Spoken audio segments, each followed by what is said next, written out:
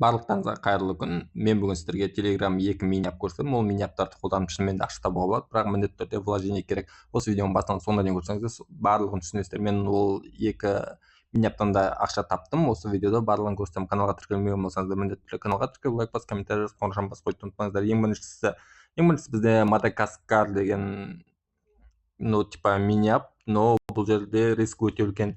Мен 2 выплат алдым, қателеспесем, 2 выплат алдым, 1.53, біріншісінде 1.50, екіншісінде 1.53. Бұл жерде біз не істеуіміз керек?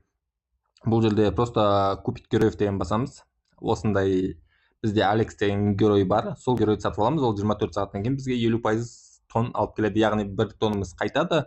24 сағаттан кейін үстіне 0.5 тонн алып келеді.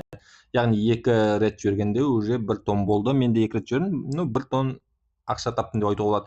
Қазір бұл жерге кіруге болады ма? Қазір шынымен де риск өте үлкен, себебі бұл мини-ап ашылғанына қателеспесем 4 күндей болды, 3 күн болды. Мен ең бірінші күні салып көргем, екіншісін кеше шығардым деп айтсам болады. Бізде екінші рет геройды жіберген кезде менде пост болды Телеграмда.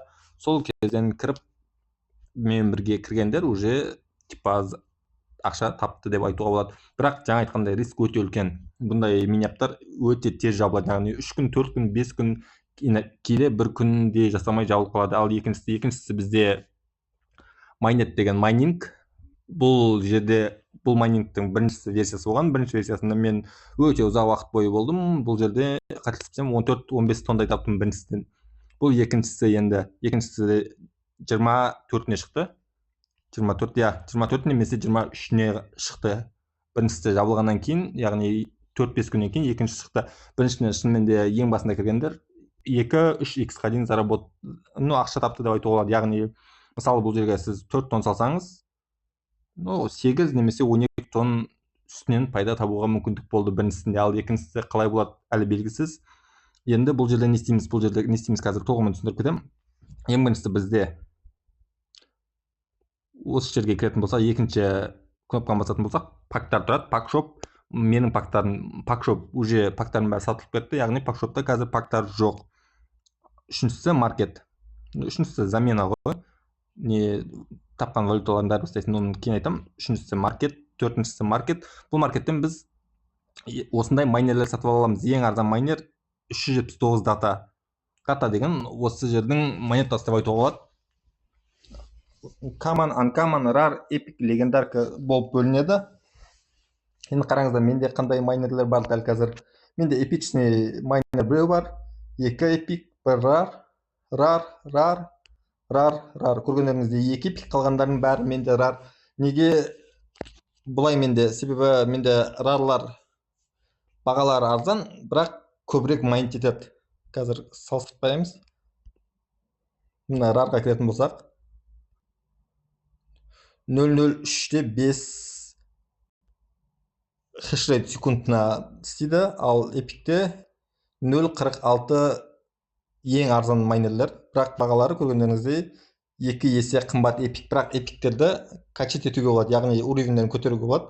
Мысалы бізде қазір қараңыздар, менде эпик тұр, апгрейд деген басамыз, көргендеріңіздей апгрейд болады, яғни 46 минуттан кейін менде уже хешрейт өседі. Яғни кез келген майнерді сөйтіп апгрейд етуге болады, яғни көбірек хешрейт алып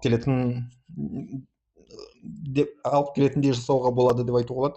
Бұл жерде бізде 8 ящика болады. Ең бірінші менде 7 тола, яғни бір майнермен әлі сатып ала аламын. Майнер сатып алу қиын емес.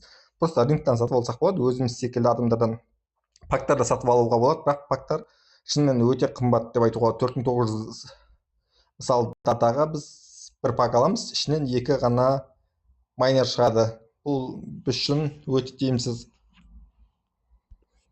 Одан кейін бізде withdraw, яғни біз енді қараңыздар, енді ақша табу жолы қалай болады бұл жерде. Яғни біздің майнерлеріміздің бәрі жұмысқа кеткеннен кейін, яғни майнит етіп жатқан кезде бізде көргендеріңіздей майнит деп астында жазылып тұрады 47-48 мозг деген. Бұл виртуальный валюта. Бұл валютаны біз клейм етіп аламыз. Одан кейін бұл валютаны датаға айырбастаймыз. Яғни бізде қараңыздар, просто басамын, міне басамыз, 100%. Менде 1390 мозгым 9 дата койын болды. Басамыз, кетті. көргендеріңізде. Ал ол датаны просто басамыз да withdraw деп шығарып аламыз, 100% деп шығарып аламыз. Мен қазір шығармаймын, менде историяда көргендеріңіздей осы уақытқа дейін 2 рет шығарғам. Депозит қараңыздар, 4723 койн сағам.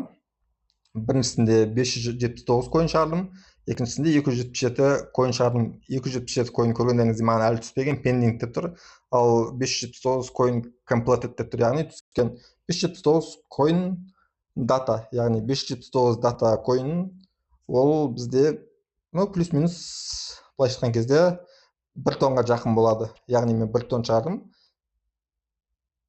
8 тонн осы проектке салдым, 1 тонн уже шығардым. 7 тоннды енді окупать ету қалды.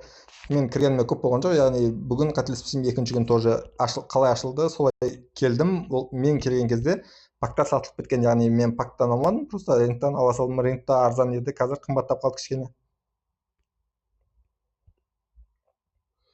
Енді кошелекқа кіріп қарасақ болады негізі.